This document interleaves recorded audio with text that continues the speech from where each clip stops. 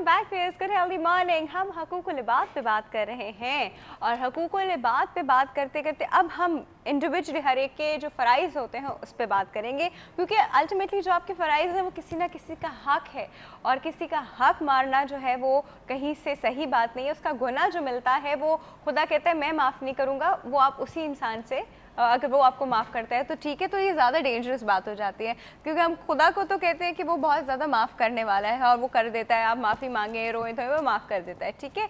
लेकिन किसी इंसान से माफ़ी मांगना, एक तो बड़ी हिम्मत भी चाहिए होती है उसके लिए, बड़ी हिम्मत चाहिए होती है। खुदा तो चले हम लोग का एक लिंक है कि हम उससे माफ़ी मांग लें, तो पर इंसान से अपनी चीज़ कन्फेस करके उससे माफ़ी मांगने में बड़ी हिम्मत चाहिए होती है।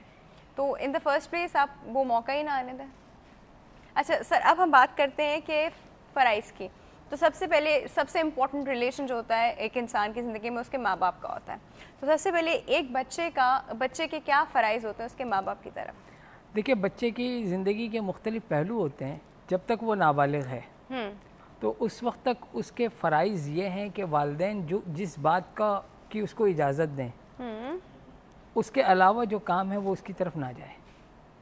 और माँ बाप के लिए भी ज़रूरी है कि वो तमाम रास्ते बंद किए जाएँ, हत्तल इम्कान वो तमाम रास्ते बंद किए जाएँ जहाँ से बच्चे के बिगड़ने का अंदेशा हो। ये बड़ी अहम बात होती है। मतलब वही प्लेट में जिस तरह हमने मीठी चीज़ रखी बच्चे के सामने और कहा कि ना खाओ, तो ये पॉसिबल नहीं है। मतलब मीठी चीज़ रखो ही ना उसके सामने। यानी बहुत सारी वो चीज़ें बाज़ जगह तो उसकी आजमाइश के लिए रखना ज़रूरी भी होगा, कहीं पर उसे टेस्ट करने के लिए, जहाँ पर लेकिन टेस्ट के अंदर इस बात का माँ बाप हमेशा ख्याल रखते हैं, उसमें वो बच्चे को ख़तरे में नहीं डालते। तो इसलिए इस चीज़ को हम 2 और 2 4 करके कोई फार्मूला तो नहीं बता सकते, लेकिन इसके उसूल बता दिए गए।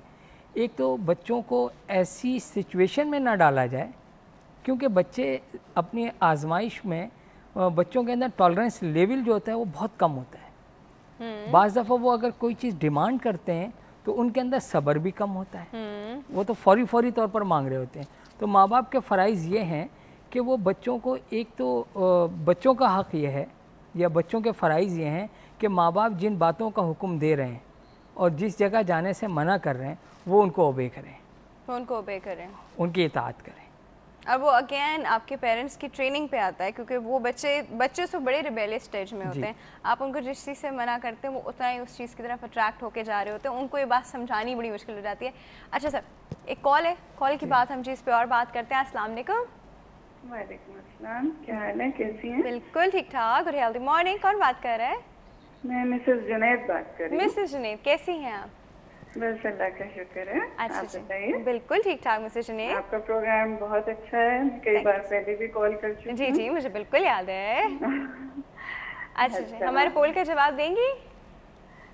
दूसरे जन्म पे नहीं, दूसरा जन्म वर्ड नहीं यूज़ करें उसके लिए। ऐसे कोई मकसद नहीं था हमारा मकसद ये है कि देखिए, वैसे तो लॉजिकली पॉसिबल नहीं है, पर इट्स जस्ट अ सिचुएशन, और ये सिचुएशन हमने ऐसे रखी है कि आप उसको अपनी करंट सिचुएशन से कंपेयर करें।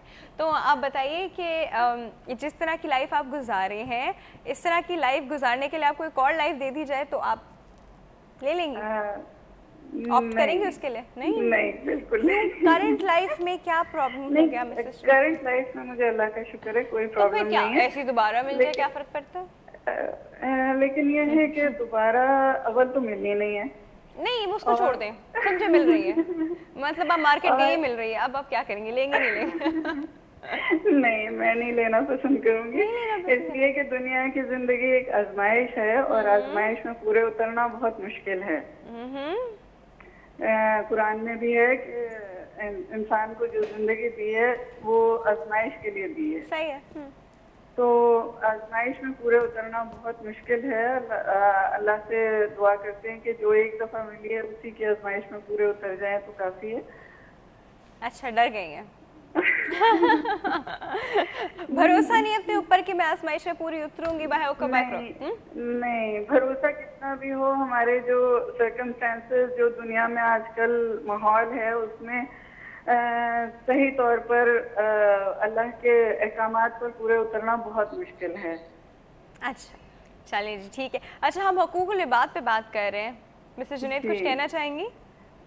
उसमें मैं सिर्फ इतनी बात करूंगी कि पेरेंट्स को रोल मॉडल बनना चाहिए बच्चों के लिए, और ख़ास तौर पर माओं को ज़्यादा तालीमात की ऐसी ज़रूरत है कि वो जो हुकूकुल इबाद के बारे में है या इसके अलावा भी इस्लाम की तालीमात के बारे में उन्हें ज़्यादा नॉलेज हो, ताकि वो तरबियत सही कर सकें। और जो माएँ हैं वो तरबियत सही तरह कर सकती हैं और उनके पास बच्चे ज़्यादा टाइम के लिए होते हैं, और जब वो तरबियत सब माएँ अच्छी तरह तरबियत करेंगी तो हम यकीनन एक अच्छी कौम और एक अच्छा माशरा कायम करेंगे। ठीक है जी, ठीक है, thank you so much. Farida, कुछ और कहना चाहेंगी? बस ये रिलेटेड बात तो नहीं है, ज़कात के मुतालिक मुझे पूछना था मुफ्ती साहब से। हाँ जी, पूछो कि जो 8 मसारिफ ज़कात हैं उनको ज़रा गिनवा दीजिए। कुरान में जो 8 मसारिफ ज़कात है उनको गिनवा दे। ठीक है, ठीक है, हम गिनवा दें। ठीक, thank you so much for your call, thank you. ये भी हमारे फराइज में आता है, इस पे भी हम बात करते हैं। अभी आप हमें ब्रेक के बाद बताएंगे, ठीक है सर? अच्छा जी, मेरा छोटा सा ब्रेक है जी, अभी वापस आ रहे हैं। बड़ी इंपॉर्टेंट बातें चल रही है, मिस नहीं कीजिएगा, अभी वापस आते हैं।